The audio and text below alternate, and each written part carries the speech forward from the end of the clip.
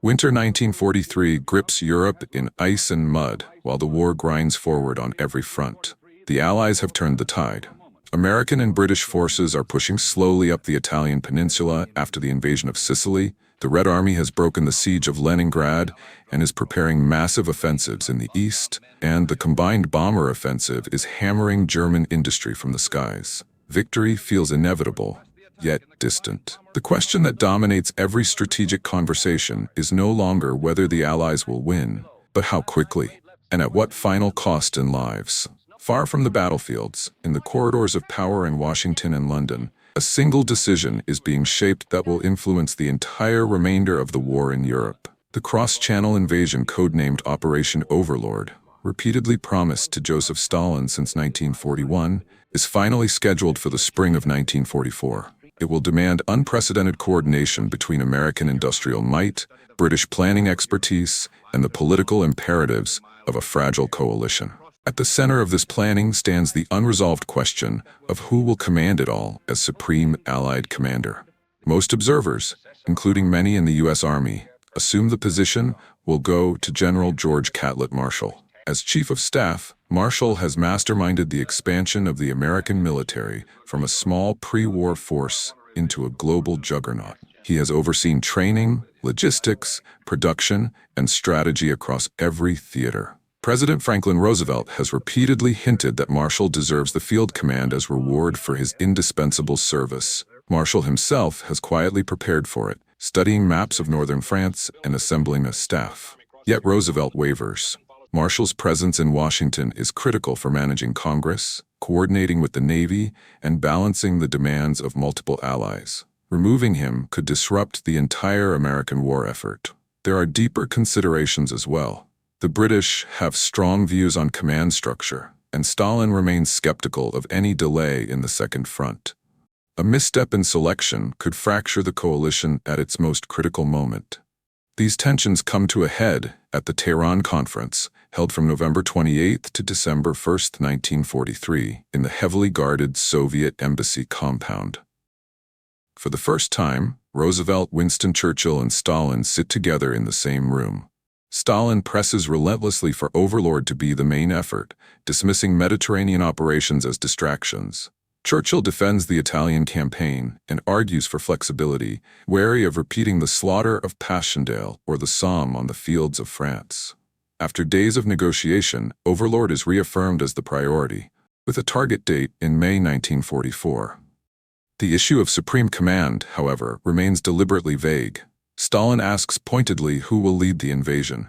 Roosevelt promises an announcement soon, but offers no name. The conference ends without resolution, and the leaders move to Cairo for follow-up discussions with Chinese representatives and further Anglo-American talks.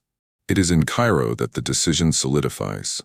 On December 5, 1943, Roosevelt meets with his advisors and makes the final call. General Dwight D. Eisenhower will be Supreme Allied Commander. The announcement is prepared quietly.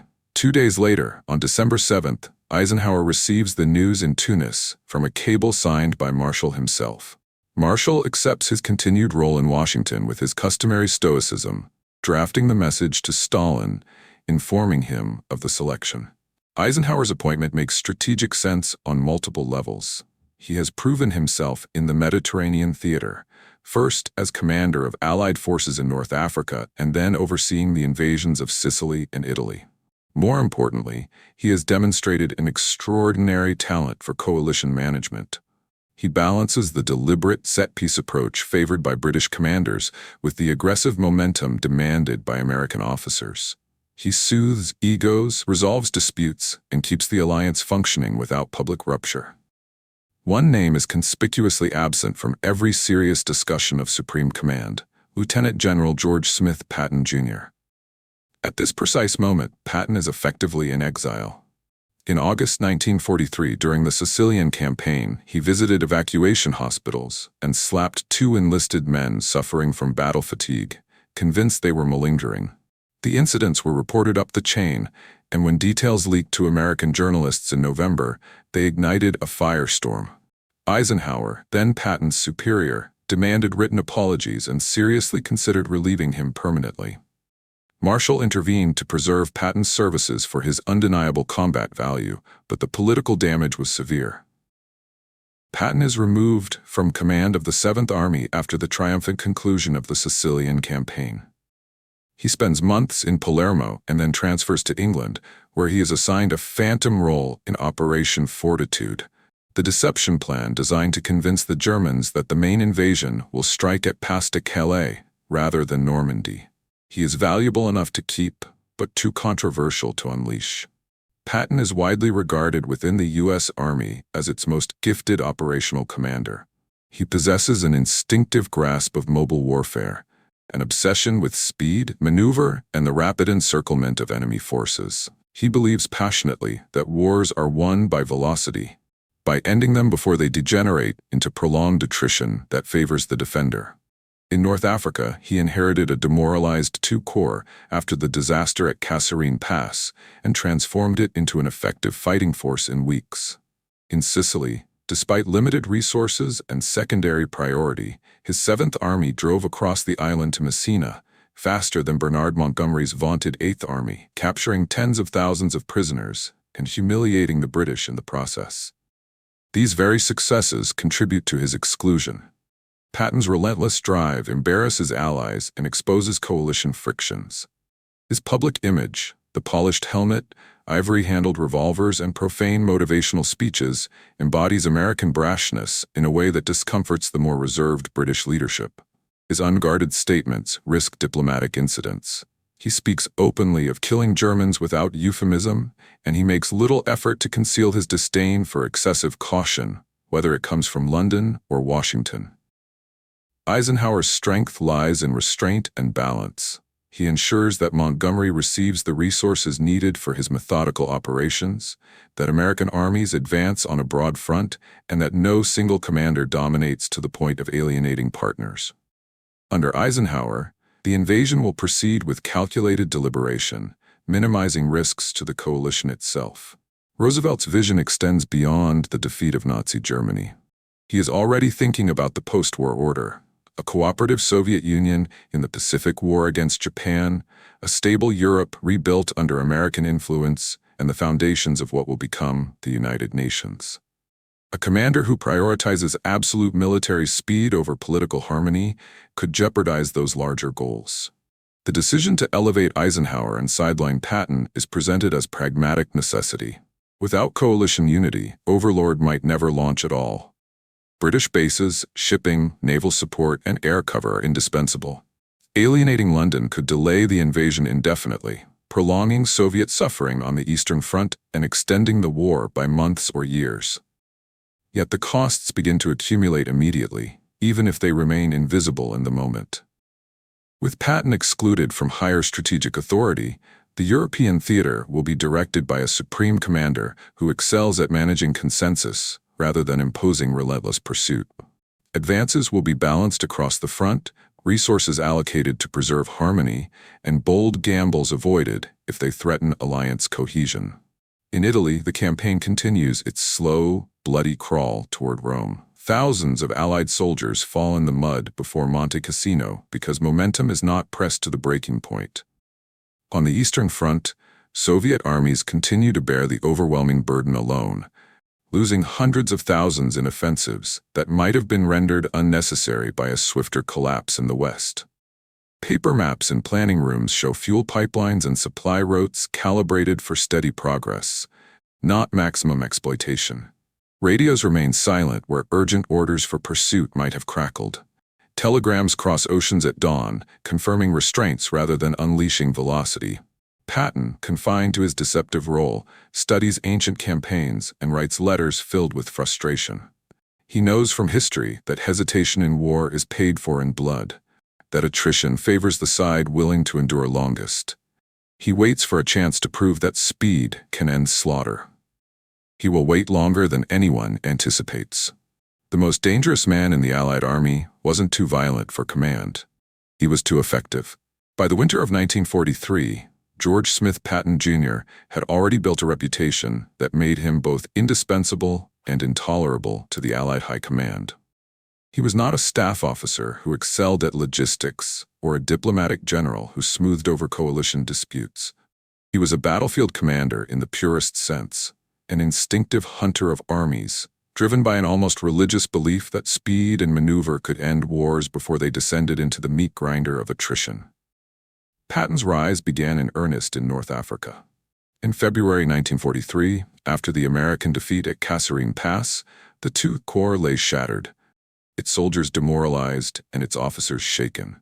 Eisenhower, then commanding the theater, turned to Patton to restore order. Patton arrived like a storm. Within days, he imposed iron discipline, drilled units relentlessly, and instilled an aggressive spirit that had been absent. By March, the same corps that had fled in disorder was attacking seasoned German panzer divisions with confidence. At El Guetar, Patton's forces inflicted the first significant American ground victory against the Wehrmacht in the European theater. The turnaround was so rapid that German commanders later admitted they had underestimated the speed with which American fighting capacity could be rebuilt. When the Tunisian campaign ended in May 1943, with the surrender of over 250,000 Axis troops, Patton had proven he could take a broken formation and make it lethal. Yet even here the pattern emerged. His methods alarmed as much as they impressed. He demanded absolute obedience, threatened courts-martial for minor infractions, and spoke openly of his contempt for defensive thinking. To Patton, hesitation was not prudence, it was a betrayal of the men who would die while waiting. Sicily became the laboratory where Patton's genius for operational speed was displayed in full. Operation Husky, launched in July 1943, was conceived as a joint Anglo-American effort, with Bernard Montgomery's 8th Army assigned the primary axis along the eastern coast toward Messina, the key escape route for Axis forces. Patton's 7th Army received a supporting role, protect Montgomery's left flank and capture the western half of the island. Patton refused to accept a secondary assignment. He persuaded Alexander, the overall ground commander, to allow him greater freedom of maneuver. Once ashore near Dila, he drove his divisions inland with ferocious energy. While Montgomery's advance bogged down against determined German rearguards along the coastal road, Patton raced across the island's interior. His forces captured Palermo in a lightning thrust that covered 100 miles in 4 days, one of the fastest armored advances of the war to that point. The race to Messina followed. Montgomery, methodical and deliberate, prepared set-piece assaults to break through the Etna line. Patton, unwilling to remain a spectator, launched an amphibious hook around German defenses and pushed eastward along the northern coast. American troops entered Messina on August 17, 1943, hours ahead of the British vanguard. The island was secured, and over 100,000 Axis prisoners were taken. But more than 100,000 seasoned German troops, along with much of their equipment, had already evacuated across the narrow strait to the Italian mainland under cover of artillery and air defense. Patton's drive had come within days of trapping the bulk of the Axis forces in Sicily. A bolder commitment of naval and air resources to interdict the strait, resources that were withheld partly to preserve them for the upcoming Italian invasion, might have turned a victory into a catastrophe for the Wehrmacht. Instead, the Germans escaped to fight again on the Italian peninsula, where they would exact a terrible toll at Salerno, Cassino, and the Gustav Line. The speed of Patton's advance humiliated Montgomery and exposed the friction at the heart of the coalition. British newspapers downplayed American achievements. Montgomery complained privately that Patton had disregarded the overall plan. Eisenhower, ever sensitive to alliance harmony, reprimanded Patton for exceeding his orders and for public statements that seemed to claim sole credit for the victory. The seeds of restraint were already being sown. Then came the incidents that nearly ended his career. In early August, Patton visited field hospitals behind the front. Exhausted and enraged by the prolonged fighting, he encountered 2 soldiers suffering from severe battle fatigue, one shaking uncontrollably, the other weeping. Patton, convinced they were malingering to avoid combat, slapped both men with his gloves and berated them in front of medical staff. News of the incidents reached Eisenhower weeks later. When details leaked to American journalists in November 1943, a public outcry erupted. Congressmen demanded his dismissal. Newspapers called him a bully. Eisenhower acted decisively. He ordered Patton to make personal apologies to the soldiers, to every unit in the 7th Army, and to the press. He seriously considered relieving him permanently, but was persuaded by Marshall and others that Patton's combat value outweighed the political cost. Instead, Patton was removed from command of the 7th Army and sent into limbo. First in Palermo, then to England as a decoy commander for the fictitious 1st U.S. Army Group. The punishment was severe, yet it revealed the deeper calculation. Patton was not sidelined because he was ineffective. He was sidelined because his victories threatened the delicate balance of the coalition. His willingness to outpace Montgomery, to seize initiative without waiting for approval, to speak bluntly about Allied shortcomings, all of these qualities made him politically radioactive.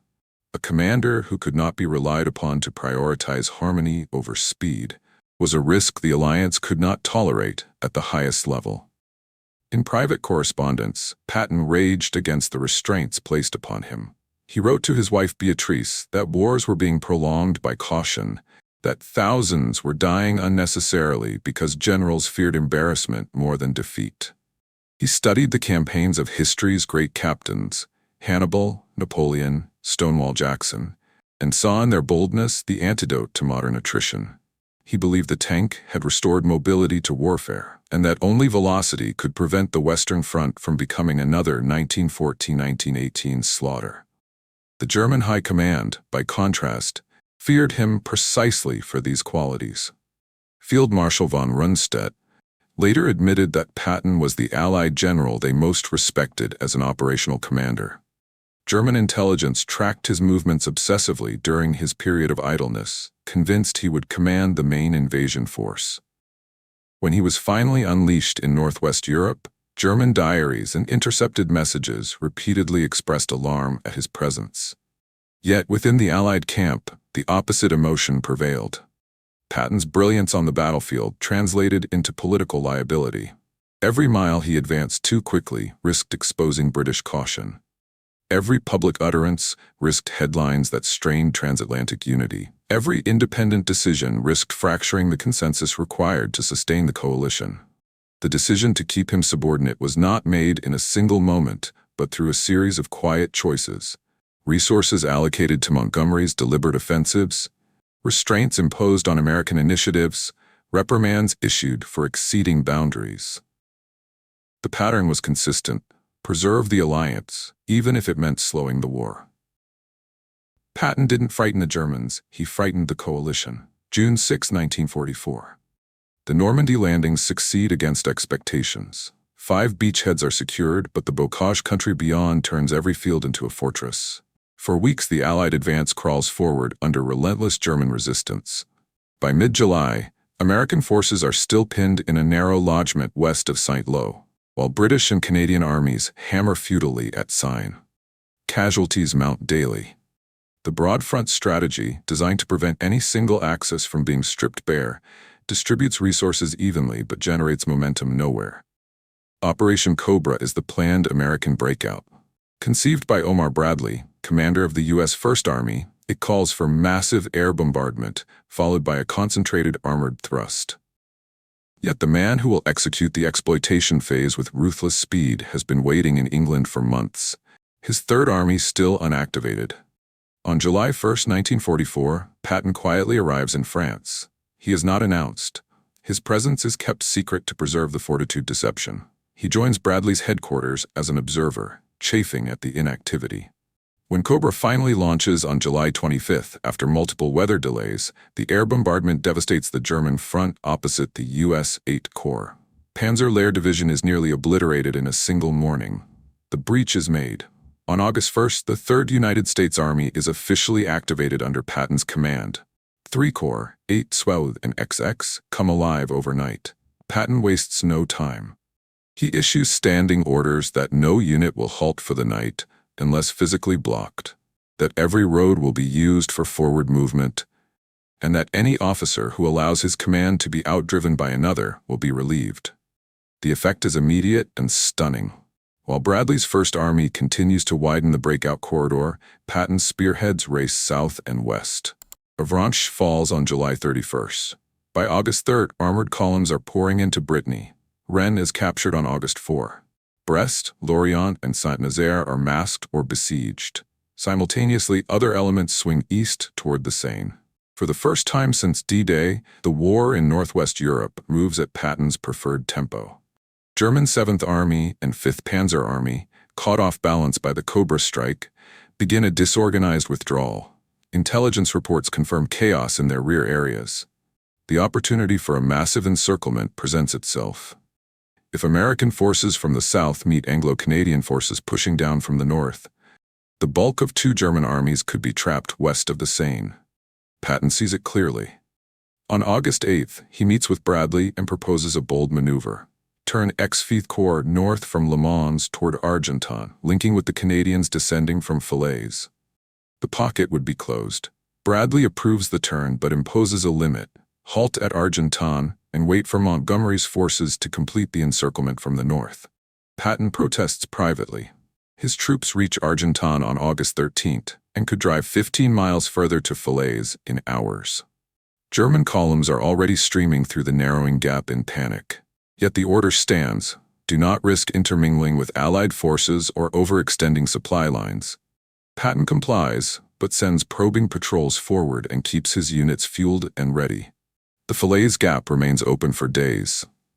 Montgomery's advance, methodical as always, encounters fierce resistance from German rearguards determined to hold the escape route. Fuel and ammunition shortages slow the British and Canadians. Eisenhower, presiding over the theater, defers to Montgomery's judgment on the northern jaw of the trap. By August 16th, Patton is beside himself. He telephones Bradley repeatedly, arguing that a short thrust would seal the pocket and annihilate the German armies in Normandy. Bradley refuses permission, citing the risk of friendly fire incidents and the need to preserve coalition coordination. On August 17th, limited advance is finally authorized, but only to close with Canadian forces already approaching. Patton's troops link up near Chambois on August 19th. The pocket is closed at last, but too late for decisive destruction. Over 100,000 German soldiers escape eastward, many without weapons or vehicles. Yet enough organized units survive to form a new defensive line along the Seine and later at the West Wall. The Normandy campaign ends in victory, but not in the annihilation Patton believed possible. The cost is measurable.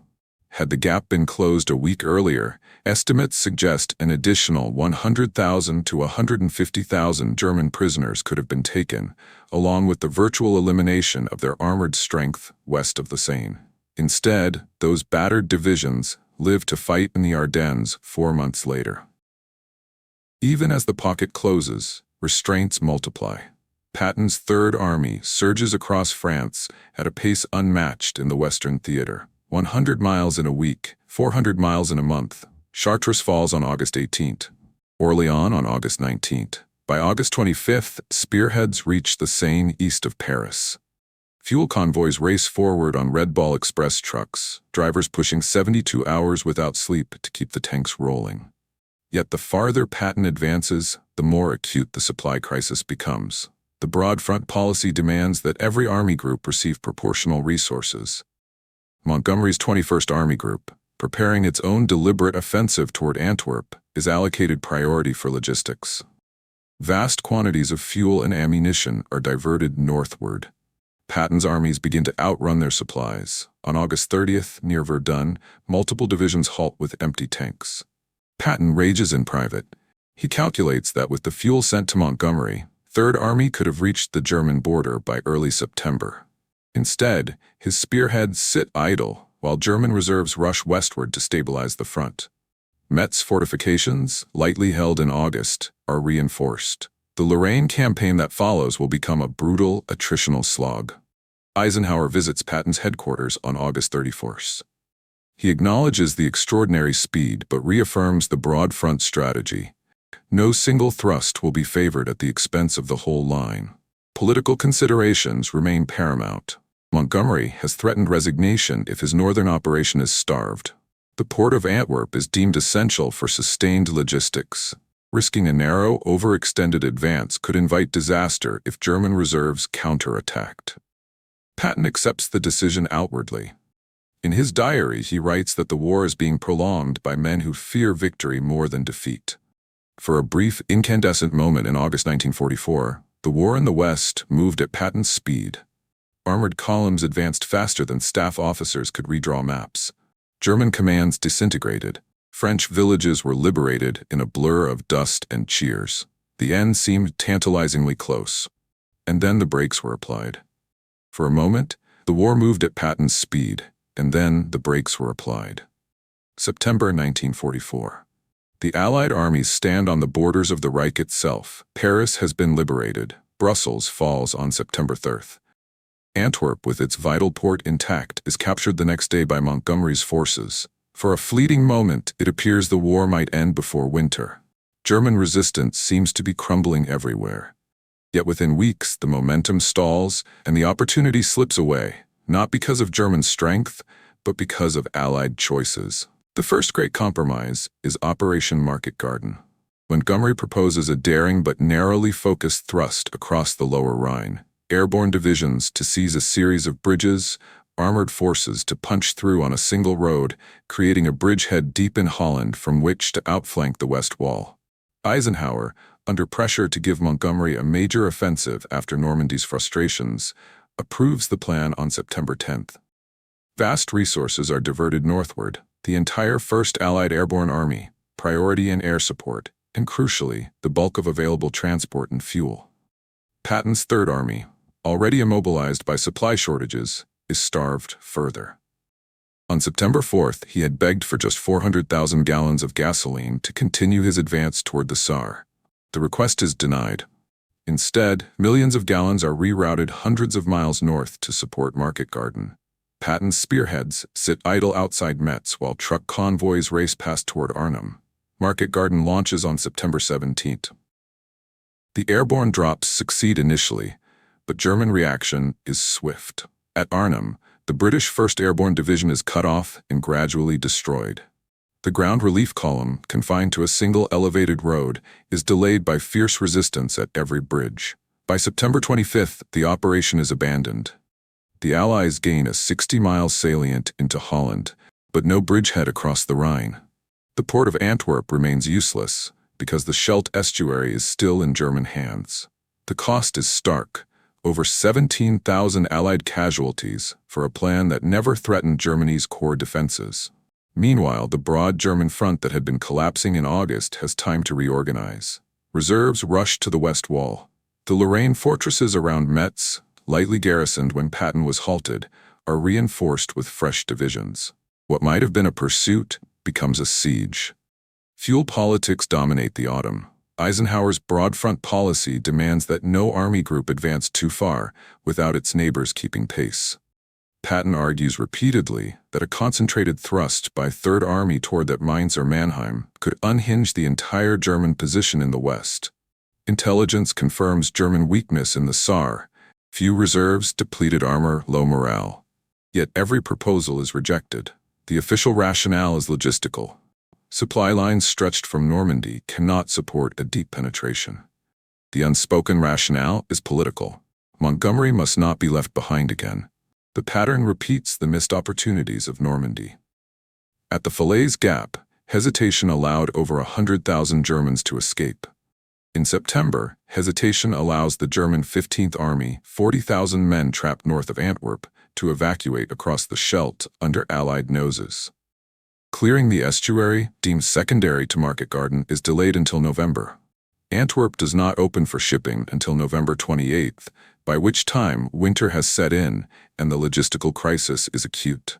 Patton's 3rd Army finally resumes a major offensive in early November, driving into Lorraine toward the Saar. The advance is methodical, costly, and slow. Metz falls on November 22nd after weeks of brutal fighting in mud and rain. Casualties are heavy. Over 50,000 American soldiers killed, wounded, or missing in the Lorraine campaign alone. Many of these losses traced directly to the reinforced defenses the Germans were granted time to rebuild during the autumn pause. Then comes the Ardennes. On December 16, 1944, Hitler launches his last great offensive in the West, Operation Watch on the Rhine, known to history as the Battle of the Bulge. Over 200,000 German troops, supported by 500 tanks, smash into a thinly held American sector held by 4 exhausted divisions.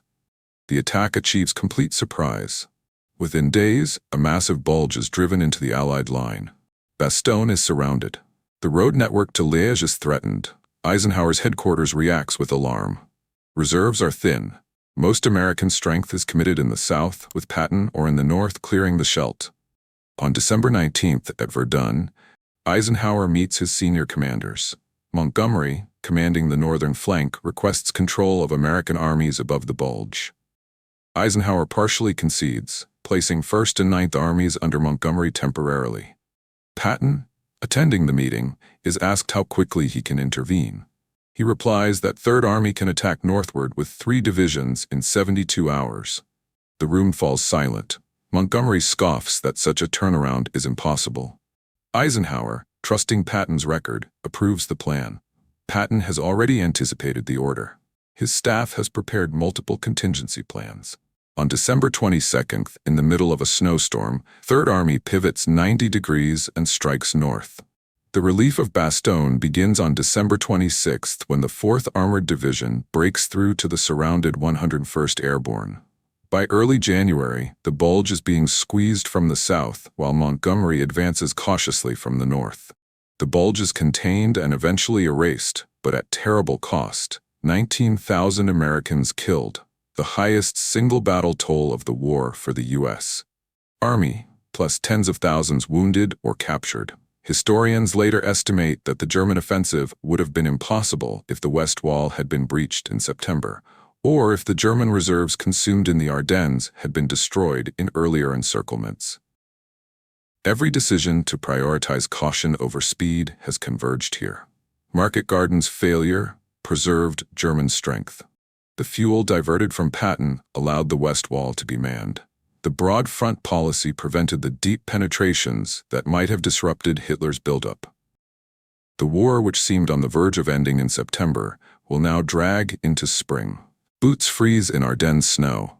Radios crackle with desperate calls for ammunition that cannot arrive fast enough. Young men die in forests they never expected to see. All because reasonable men, making reasonable choices to preserve alliance unity, chose restraint over velocity. The alliance survived every compromise. Thousands of soldiers did not. Spring 1945, the Third Reich is in its death throes. Soviet armies encircle Berlin. American and British forces race eastward across the collapsing German heartland. Patton's Third Army, after smashing through the Saar and the Palatinate in March, surges across the Rhine at Oppenheim on March 22nd with almost no opposition. Within days, his spearheads are driving deep into central Germany, bypassing resistance, capturing towns and cities almost at will. The speed is reminiscent of August 1944, but now there is no organized German front left to oppose him. By early April, Third Army has liberated vast swaths of Thuringia and Bavaria. Patton's troops uncover the horrors of Buchenwald and Ohrdruf, concentration camps whose existence confirms the moral necessity of the war, even as they sicken the liberators. On April 11th, elements of 15th Corps reach the Elbe River near Dessau, 75 miles southwest of Berlin. Forward patrols cross the river in assault boats. Engineers prepare bridges. Intelligence confirms that Berlin is weakly defended from the west. Soviet pressure is immense from the east, but the German capital is crumbling. Patton telephones Bradley on April 15. He asks for permission to drive on Berlin. He estimates Third Army could reach the outskirts in 48 hours, perhaps less. The German forces in front of him are disintegrating. Resistance is sporadic and uncoordinated. A bold thrust could seize the city before the Red Army closes its ring. Bradley consults Eisenhower. The Supreme Commander refuses. The decision has already been made at the highest political level. At Yalta in February, Roosevelt, Churchill, and Stalin agreed on occupation zones. Berlin, deep inside the future Soviet zone, will be shared but surrounded by Soviet territory. Eisenhower sees no military reason to risk heavy casualties for a city that must eventually be handed over. He cables the Joint Chiefs. Berlin is no longer a military objective. The halt order is issued. Third Army stops at the Elbe. Bridges are not thrown across. Spearheads turn south into Bavaria and Czechoslovakia instead. Patton complies outwardly, but in private he is furious. He tells his staff that the decision will cost thousands of lives in a future war. That leaving Eastern Europe to Stalin will plant the seeds of another conflict. He predicts openly that the Soviets will become the next enemy, that the West will regret not finishing the job while it had the chance. Berlin falls to the Red Army on May 2nd after a savage battle that cost the Soviets over 100,000 casualties. Hitler commits suicide on April 30th. On May 7th, the German High Command signs unconditional surrender at Reims. Stalin insists on a second ceremony in Berlin on May 8. The war in Europe ends. Patton is transferred to command the 15th Army, a paper headquarters tasked with writing the official history of the campaign. It is a quiet demotion, a way to remove him from active command without public scandal.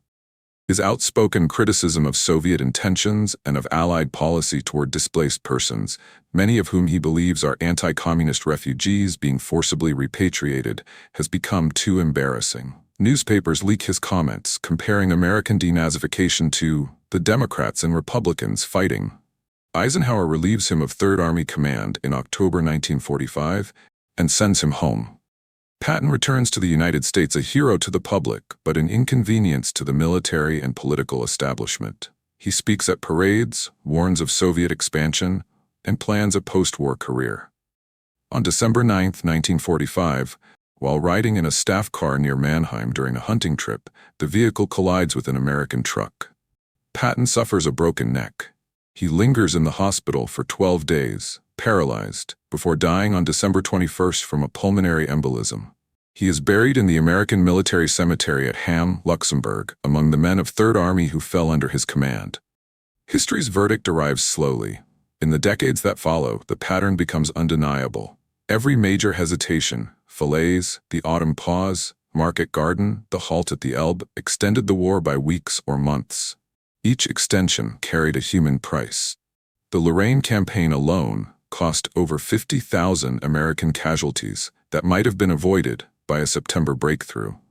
The Battle of the Bulge added another 90,000. The prolonged fighting in Italy, Hungary, and on the Eastern Front claimed hundreds of thousands more. Soviet casualties from January to May 1945 exceeded 800,000 as they bore the final assault alone. Post-war analysts, including German generals like von Rundstedt and Guderian, repeatedly identify Patton as the Allied commander most capable of delivering a decisive operational blow. They confirm that his presence caused disproportionate alarm in German planning. Declassified documents reveal how often Allied decisions were shaped not by military necessity, but by coalition politics, by the need to keep Montgomery engaged, to avoid embarrassing the British, to preserve post-war bargaining positions with Stalin. Patton did not lose battles. He was not relieved for incompetence. He was contained because his style of warfare threatened the careful balance of a coalition that valued unity above velocity.